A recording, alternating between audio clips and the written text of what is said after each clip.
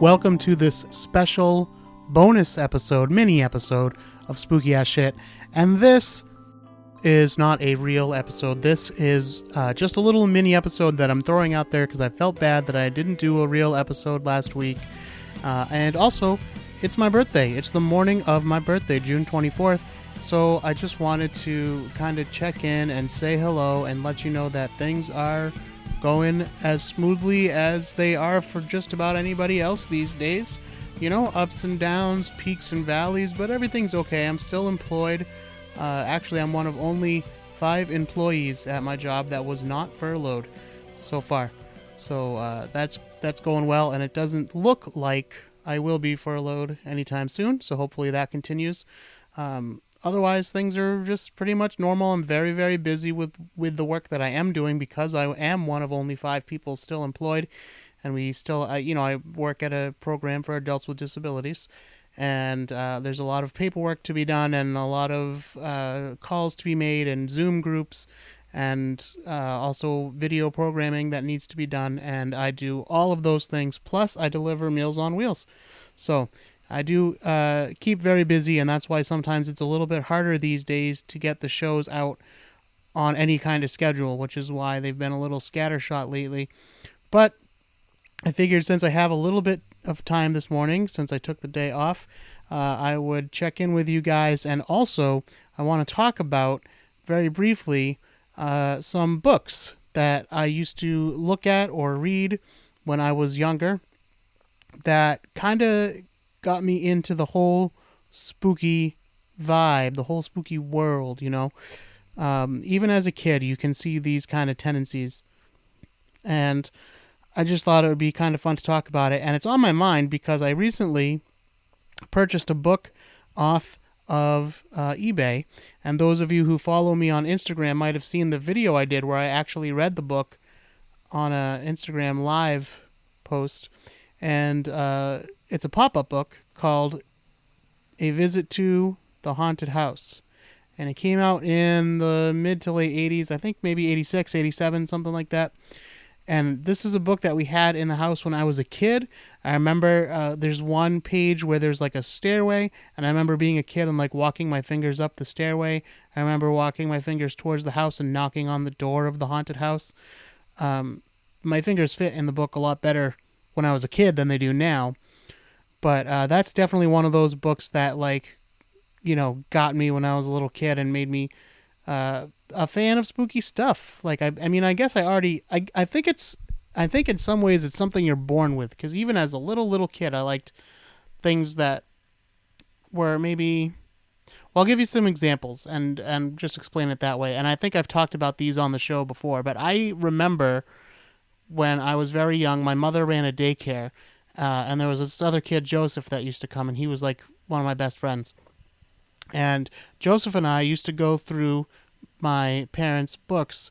They had a little bookcase in the living room, and there was one about home improvement. And one of the pictures, it was telling you how to get crayon off of a wall. And yeah, I just said that word that some of you longtime listeners will know sometimes I have a little trouble with, but I'm just going to sail right over it. So anyway, it was telling you how to get markings off the wall that the kids might make, and there was a picture of a kid drawing on the wall with crayon. And this was a very fascinating picture to me because I was basically like a goody-goody as a kid. I really wanted to please people, and especially my parents, and I didn't really get in very much trouble. And but just looking at a picture of a kid like drawing on the wall, I remember Joseph and I would sit there and we'd look at this picture and be like, that kid is being bad. And we'd be like amazed and be like, what's going on with this kid? Like, I can't pretend we had any deep philosophical thoughts about it or anything, but that was kind of like the how we felt about it. And I don't know, we just look at it with like, how is this kid doing this, and why is he doing this? What's the situation here? This kid is being bad. Like, you're not supposed to write on the walls. What's going on here? but he's doing it.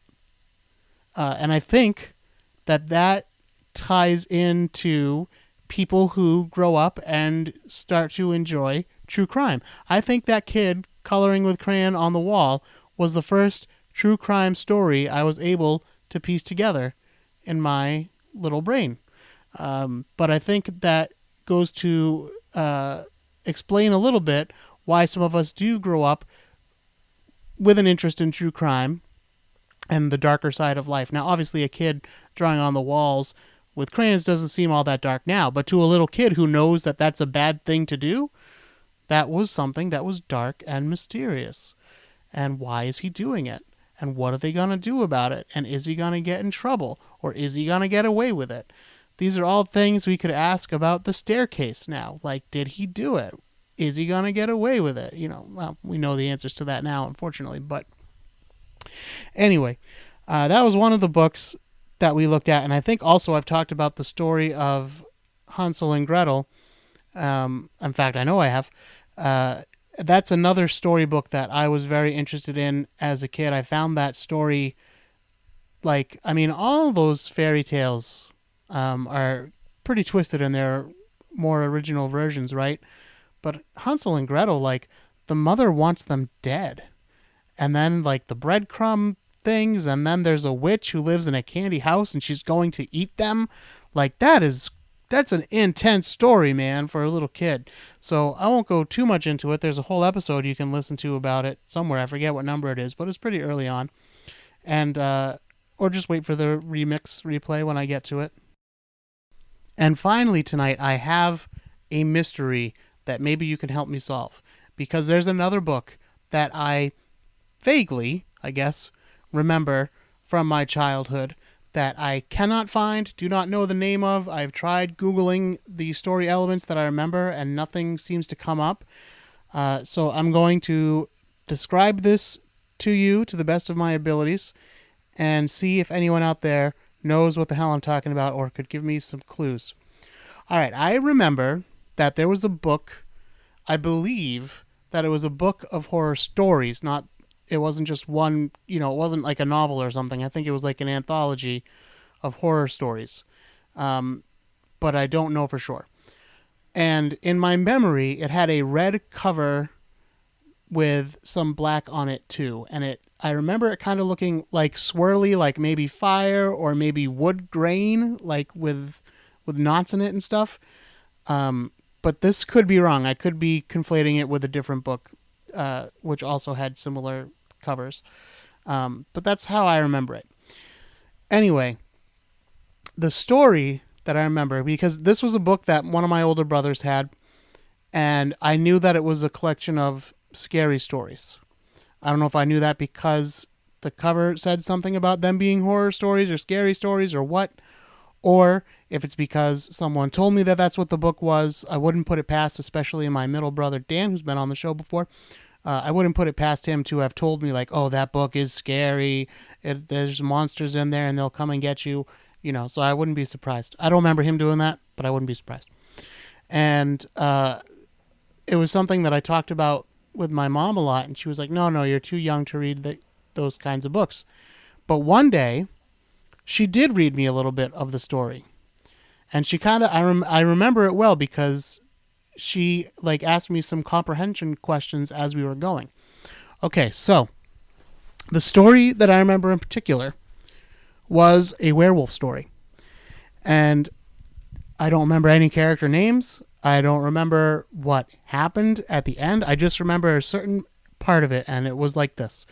There was a rich man who was going to go hunting. And he went to the kennels to select a dog to help him hunt.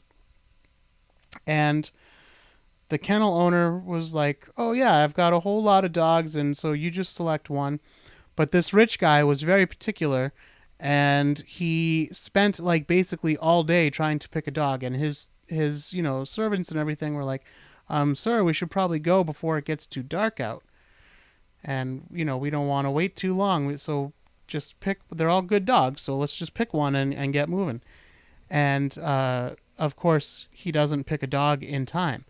I don't remember the rest of the story. I don't know what happens next, but I remember my mom stopping there and saying, "Okay, what do you think's going to happen now? He spent all day picking the dog, and we know it's a werewolf story. So what do you think is going to happen?" And I remember saying, "He's going to run into a werewolf because he's going to be out too late at night because he took too long picking this dog." And my mom said, "Oh, I think you might be right. Let's keep reading." But I don't remember if we did or did not keep reading, or if we said we'll finish it another day, and we never did. But that's the only part of the story I remember. So like I said, I've tried to Google that part of the story, and I haven't seen anything that comes up. So maybe you guys can help me out. Like I said, I believe, though I could be wrong, that it was a collection of horror stories. I believe, though it could be wrong, that it had a red and black cover. And the story that I remember was what I just told you. I would love to read the rest of that story or know what the book was. So if anybody can help me track that down on my birthday or around my birthday, June 24th, here we are, I would be very grateful. Now, speaking of my birthday, if you are thinking that you would like to help out the show and give me a nice little birthday surprise, of course, I invite you to leave kind words either on a review wherever you happen to be listening from, or on Apple Podcast or Stitcher. And there is a way to do it on Stitcher. I don't know how. I know I've seen people do it though. Or YouTube or wherever you're listening from. And failing that, go ahead, head over to the Instagram or the Facebook and write some kind words about the show there as well. We always appreciate that. So you can check out the website, spookyas.com or spookyasshit.com. They both take you the same place, and that's the show's blog page. From there, you can listen to each and every episode, including the ones no longer available on your favorite streaming service. And you can also find links to our social media. We are at spookyasshit on Instagram, and you can find us on Facebook at facebook.com/spookyas. And there you can join our secret closed group, the Spookaroos, where we can talk about the weird books that we were into as kids that turned us into weird adults until our hearts are content without the weight of public judgment upon us. All right, now, for my birthday weekend, even though it's a bit risky, we're going to be very careful. I am going to Provincetown, Massachusetts, P-Town, for the very first time in my life. Heard so much about it.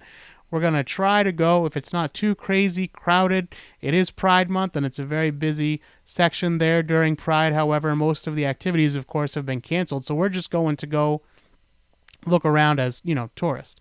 And hopefully it won't be too crazy crowded there. But if it is, then we'll probably just turn back and head on back home after maybe grabbing lunch or something like that.